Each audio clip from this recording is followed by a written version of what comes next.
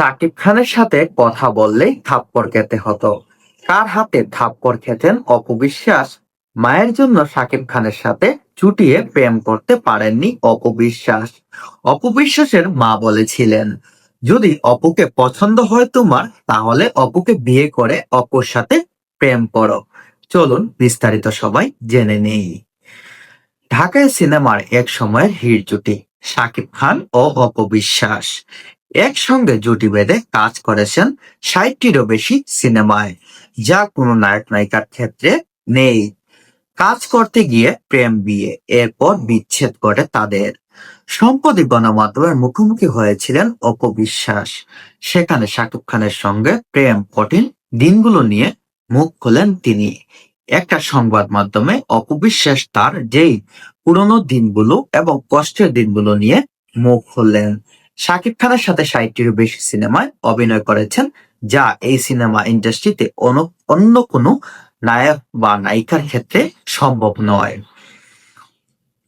গণমাধ্যমে অপু বিশ্বাস বলেছেন, মা এক সময় সাকিবের সঙ্গে কথা বলতে দিত না, ঘুরতে দিত না। বলা যায় র্যাবের ভূমিকায় থাকতেন, মানে বন্দুক ছাড়া র্যাব। যখন সাকিবের সঙ্গে ২-৩টা মুভি শেষ করে ফেললাম, তখন মা খুব শক্ত ভূমিকায় ছিল। সিনেমার প্রযোজনা ছাড়া অতিরিক্ত কোনো কথা বলতে দিতেন না মা। সেটা মা সবসময় সামনে থাকতো। সাকিবের সঙ্গে অতিরিক্ত কথা বললে থাপ্পড় দিত। বুঝতেই পারছেন, সাকিব খানের সঙ্গে এক্সট্রা বা অতিরিক্ত কোনো কথা যখন অপু বিশ্বাস বলতে যেতেন, তখন তার মা শেফালী বিশ্বাস তাকে থাপ্পড় দিতেন। এমনকি যখন সাকিব খানের সাথে কথা বলতেন, তখন মা র্যাবের ভূমিকায় নাকি পালন করতেন, মানে বন্দুক ছাড়া র্যাব। মানে অতিরিক্ত কোনো কথা বলতে পারতেন না সাকিব খানের সাথে। তিনি আরো বলেন, পরে সাকিবের সঙ্গে আমার মায়ের একদিন হট টক হয়েছিল। সেখানে সাকিবকে মা বলেছিলেন, তোমাদের দুজনের পছন্দ হলে বিয়ে করো, তারপর ঘুরো। মানে একদিন সাকিব খানের সাথে অপু বিশ্বাসের মা শেফালী বিশ্বাসের কথাবার্তা হয় একটু অন্য লেভেলের। তারপর অপু বিশ্বাসের মা বলেছিলেন সাকিব খানকে, যদি তুমি অপু বিশ্বাস তোমাকে পছন্দ করে, তুমি অপু বিশ্বাসকে পছন্দ করো, তাহলে দুজন বিয়ে করো, তারপর তোমরা ঘোরাফেরা করো, এতে আমার কোনো সমস্যা নেই। আমি ভালোবেসে আদর করে কষ্ট করে মেয়ে বড় করেছি। তোমাদের দুজনের মত থাকলে আমাদের সমস্যা নেই। বিয়ে ছাড়া ঘোরাফেরা কথাবার্তা একেবারেই পছন্দ না আমার। বিয়ে ছাড়া কথাবার্তা বাবা, এটা আমাকে মাফ করে দাও। মানে অপবিশ্বাসের মা বলছেন, বিয়ে ছাড়া কোনো কথাবার্তা হবে না। এটার জন্য আমি অনেক আন্তরিক দুঃখিত। সেও সাকিব মাকে বলেছিল, আমি ওকে অপবিশ্বাসকে রেসপেক্ট করি, চেষ্টা করব। তারপর সাকিব আমাকে বিয়ের কথা বলল, তখন গোপনে বিয়ে করে ফেলি।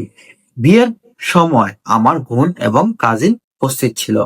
মানে অপবিশ্বাসের যখন বিয়ে হয়, তখন সেখানে সাকিব খানের বোন, অপবিশ্বাসের বোন এবং তাদের কাজিন উপস্থিত ছিল, এবং তাদের বিয়েটা হয় খুবই গোপনে।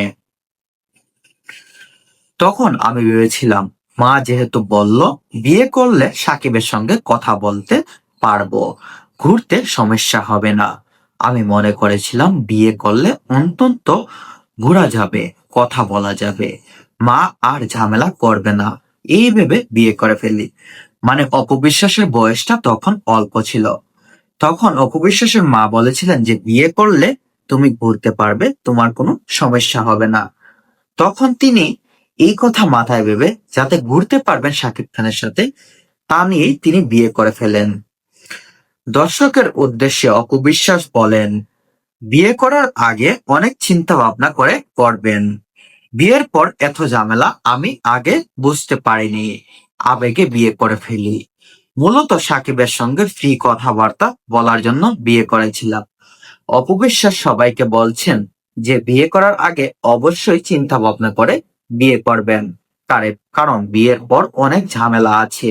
আর সেটা তিনি আগে বুঝতে পারেননি, তিনি আবেগে পড়ে বিয়ে করে ফেলেছিলেন। দীর্ঘদিন প্রেম 2008 সালে গোপনে বিয়ে করেন শাকিব খান ও অপু বিশ্বাস। পরে 2016 সালে তাদের ঘর আলোকিত করে সন্তান আব্রাহাম খান। ক্যারিয়ারের কথা ভেবে শাকিব খান ও অপু বিশ্বাস দুজনের জন্মের বিষয়টি গোপন রেখেছিলেন। মানে তাদের ক্যারিয়ারের কথা চিন্তা করে তাদের দুজনেই তাদের বিয়ের বিষয়টি গোপন